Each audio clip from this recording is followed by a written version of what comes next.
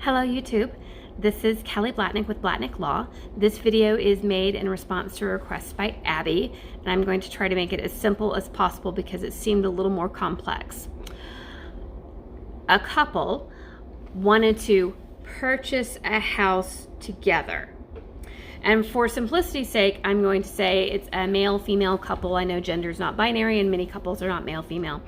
The male partner was going to purchase the house in his name, make the down payment, the mortgage would be in his name, the promissory note would be in his name, the deed would be in his name, and the homestead exemption would be in his name.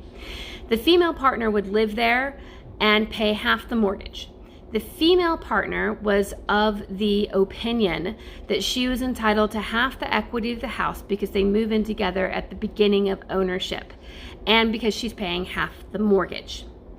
I would refer her, in addition to talking to a lawyer about that, looking at Nevada Revised Statute, Chapter 111, and that's the recording statute. If you're going to have an interest in real property, which is what a house or land is, it needs to be recorded because the boyfriend who's on the deed has every right to sell it out from underneath her and have all the equity in it because she's not entitled to it. Now, there are a few exceptions, obviously. A constructive trust could be a way around that exception, but that is not something I would suggest she rely on. And the way I explain it, if you think of the little red hen asked help to plant the wheat, no one helped her plant. The little red hen asked the fox and the dog and the cat to help her harvest. They didn't. The little red hen asked everyone to help grind the wheat into grain. Didn't help. The little red hen asked help making the bread. No one helped. But when it came time for the bread to come out of the oven, the dog, the cat, the fox all showed up and wanted to eat the bread.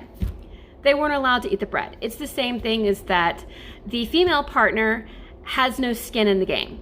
Meaning if there's a horrific water leak or a roof leak or something bad, or just loss in value of the home, the bank's not going to come after her for any deficiency judgment or any loss associated with the house.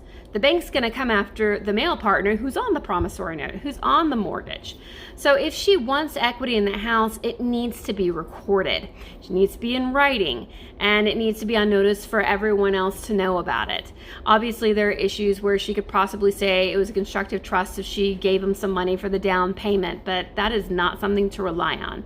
So if an unmarried couple is moving into a house, one partner is buying the house on the mortgage, on the note, and on everything, then that partner owns the house. Are there some ways that there could be a huge uphill battle to make some claim? Possibly, if you have a lot of money for the litigation. But since these actions haven't occurred yet, if you want an interest in real property, make sure it's in writing, make sure it's recorded.